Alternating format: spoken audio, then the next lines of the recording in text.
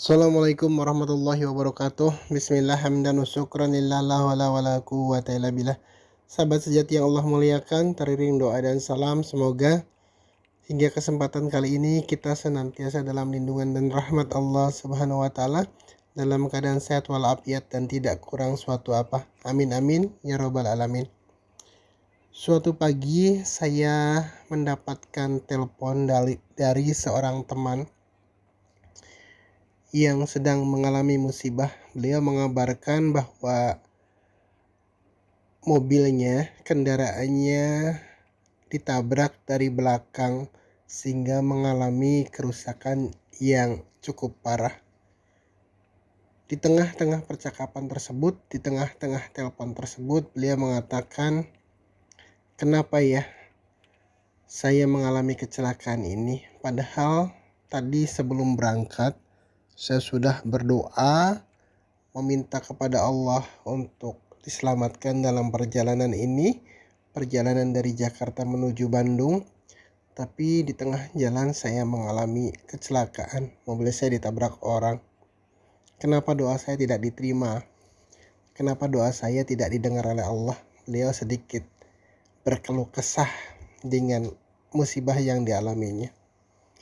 Sejurus kemudian saya menjawab telepon beliau dan mengatakan bahwa Allah sudah mengabulkan doa Bapak. Setelah tadi pagi Bapak berdoa bermohon keselamatan kepada Allah, dan saat ini doa Bapak sudah diijabah oleh Allah. Kok bisa, beliau mengatakan? Bukannya saya tetap mengalami musibah, bukankah mobil saya juga rusak? Iya benar, saya bilang bahwa mobil Bapak rusak. Tapi hanya mobil Bapak yang rusak itu adalah bentuk jawaban dari Allah. Maksudnya bagaimana? Seandainya tadi pagi Bapak tidak berdoa, tidak bermohon kepada Allah untuk diberikan keselamatan, mungkin mobil Bapak lebih parah rusaknya dari kondisi sekarang. Mungkin juga Bapak mengalami luka atau lain sebagainya. Tapi dengan wasilah doa yang tadi pagi Bapak panjatkan, alhamdulillah Bapak tidak kurang satu apa meskipun mobilnya rusak. Kemudian beliau seperti tersedar, astagfirullah, benar. Ya Allah, astagfirullahaladzim. Dia terus beristighfar, menyadari bahwa ternyata Allah tidak pernah menunda jawaban atas permohonan kita. Hanya kadang kitanya yang tidak paham, tidak mengerti, dan tidak mau tafakur bentuk-bentuk jawaban Allah terhadap doa yang kita panjatkan. Tadi contohnya adalah teman saya tersebut. Beliau mungkin karena dalam kondisi sedikit panik setelah musibah tersebut, beliau lupa bahwa Allah sudah menjawab doanya dengan menyelamatkan beliau dari musibah tersebut meskipun mobilnya rusak. Kemudian beliau melanjutkan, benar mas, benar. Saya pikir-pikir ternyata aneh, mobil saya rusak tapi orang-orang yang tadi terlibat kecelakaan, karena ternyata kecelakaannya beruntun, orangnya baik-baik dan juga bertanggung jawab, dan akhirnya bahkan kami sempat ngobrol untuk bagaimana bermusyawarah memperbaiki mobil-mobil yang rusak ini, dan akhirnya kami bisa tersenyum bareng-bareng di tengah musibah tersebut. Itulah hebatnya doa. Doa itu benar senjata orang muslim, senjata orang mukmin. Bukan hanya orang muslim, tapi senjata orang mukmin, orang yang meyakini bahwa doa kita tuh pasti dijabah. Doa kita tuh tidak pernah dipending, tidak pernah ditahan, tidak pernah kemudian Allah tidak mendengar doa kita. Allah pasti mendengar, Allah pasti mengabulkan. Hanya bentuknya yang mungkin kita tidak sadari. Kayak contoh tadi, beliau memohon keselamatan tapi ditunjukkan bahwa mobilnya tetap rusak.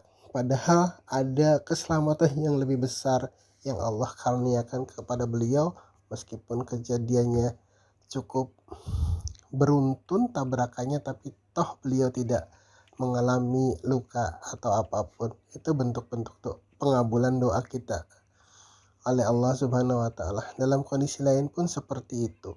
Kadang-kadang, bukan kadang-kadang, kita bahkan hampir setiap hari kita berdoa meminta bidunya hasanah. Tapi menurut kita belum mendapatkan hasanah tersebut.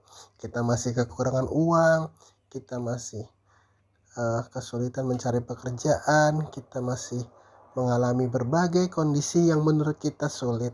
Tapi bahwa hasanah itu bukan hanya sebentuk materi seperti uang, pekerjaan dan lain sebagainya.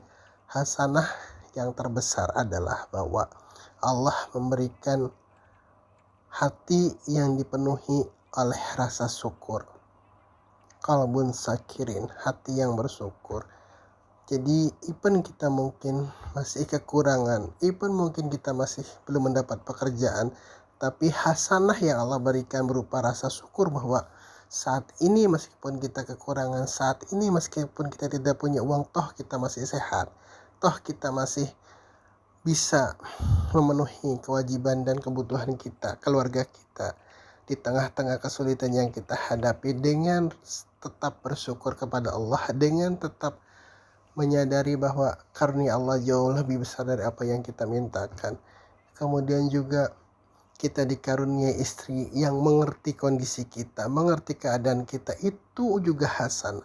Kemudian juga kita dikaruniai anak-anak yang juga tidak neko-neko, tidak minta macam-macam di tengah kekurangan kita, itu pun juga sebentuk hasanah, sebentuk pengabulan doa atas doa kita untuk meminta hasanah di dunia hasanah ini. Kemudian juga lingkungan kita, teman tempat kita, karib kita, kerabat kita yang mensupport kita, itu juga bentuk hasanah lain yang Allah berikan sebagai jawaban atas permohonan kita untuk mendapatkan kebaikan di dunia ini. Salah satunya seperti itu juga keteguhan kita untuk tetap beribadah, untuk tetap menghambakan diri kita sebagai hamba kepada Allah, juga merupakan hasanah lain yang harus kita syukuri, yang harus kita perlakukan sebagai bentuk jawaban dari Allah atas doa yang kita panjatkan. Jadi sekali lagi bahwa hasanah di dunia hasanah itu bukan sekedar materi, tapi juga lebih pada hati yang bersyukur, hati yang lapang, hati yang rimo, hati yang tawakal dan lain sebagainya. Itu hasanah yang bisa kita nikmati di dunia ini.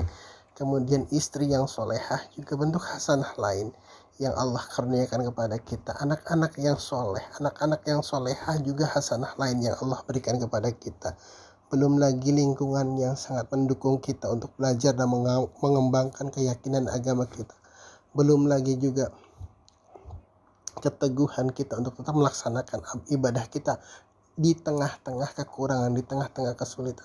Semua hasanah yang non material ini justru mungkin lebih baik, justru mungkin lebih kita butuhkan saat ini menurut Allah. Karena tidak jarang orang yang diberikan materi justru terjebak dengan materinya. Betapa banyak orang yang kaya kemudian menjadi stres dengan kekayaannya. Betapa banyak orang yang kemudian menjabat justru terjebak dengan jabatannya. Betapa banyak orang yang kemudian berkuasa tapi justru dia terpuruk dengan kekuasaannya.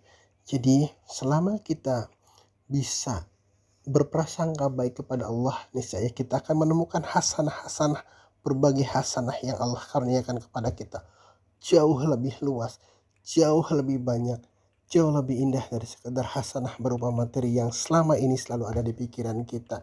Hasanah materi mungkin kita memang tetap butuhkan untuk menjalani kehidupan ini, tapi jangan kemudian kekurangan atau pengabulan doa kita kepada Allah yang sudah dijawab dengan sedemikian banyak itu kemudian mengurangi rasa syukur kita kepada Allah.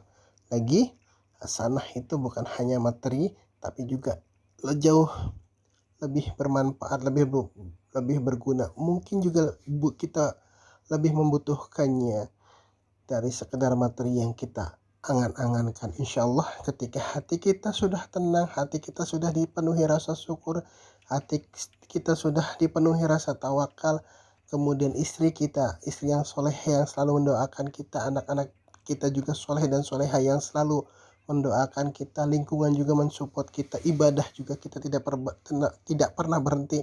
Niscaya hasanah berupa materi hanya merupakan pelengkap bagi hasanah-hasanah lain yang telah Allah berikan kepada kita. Insyaallah. Billahi taufiq wal hidayah. Wassalamualaikum warahmatullahi wabarakatuh.